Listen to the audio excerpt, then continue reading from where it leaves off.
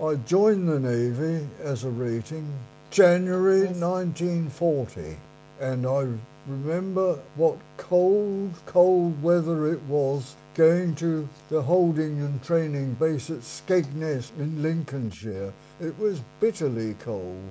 I hadn't been there more than, say, 3 weeks, and I went down with a cold, and hundreds of others did, because it was just an asbestos chalet encampment, a holiday camp. Whilst I was there, I hadn't been much more than kitted up.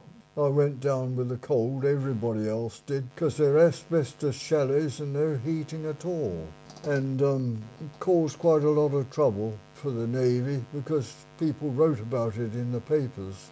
Anyway, I hadn't been there more than 3 weeks and got kitted up, and they asked for volunteers to go and learn what was then a secret mechanism called ASDICS. It was transmitting a signal underwater to get a reply back, an echo. It was anti-submarine. And I went to sea long before my initial training should have been over. I went to sea in an old V&W destroyer, Wren, where they had ASDICS, and joined a convoy about 20 west and came up to Dover. Well, when I came off the destroyer, I went with a companion who also came from Skegness, and we went to HMS Osprey at Portland and did a full course on ASDICS. When I'd finished that, April 1940. It's called sonar now, and the Americans took it over eventually, and of course they developed it considerably so that you can get a picture of what you're transmitting on. Anyway, I went to HMS Osprey, and after a few weeks of qualified as an ASDIC operator, I was an ordinary seaman then at the time, and I had to join HMS Tartar at Lyoness up in the Orkneys, and I joined Tartar and took my place as an ordinary seaman.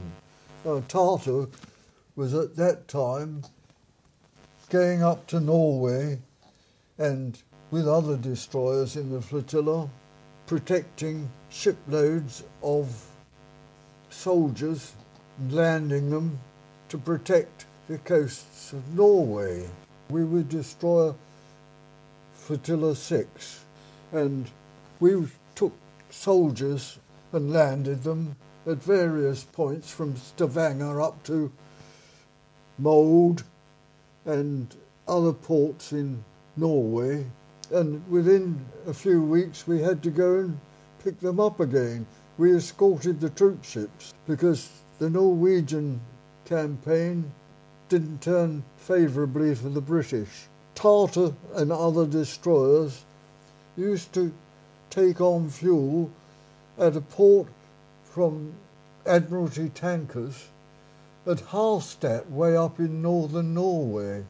During that campaign, we went in to deliver some soldiers, to land some soldiers and high-ranking officers at a place called Molde, and it had just been bombed, and all the buildings and warehouses on the quayside were on fire. Well, we didn't stay there too long. We offloaded the soldiers that we were due to. High-ranking they were, colonels and people. Within a few weeks we had to go and pick them up again.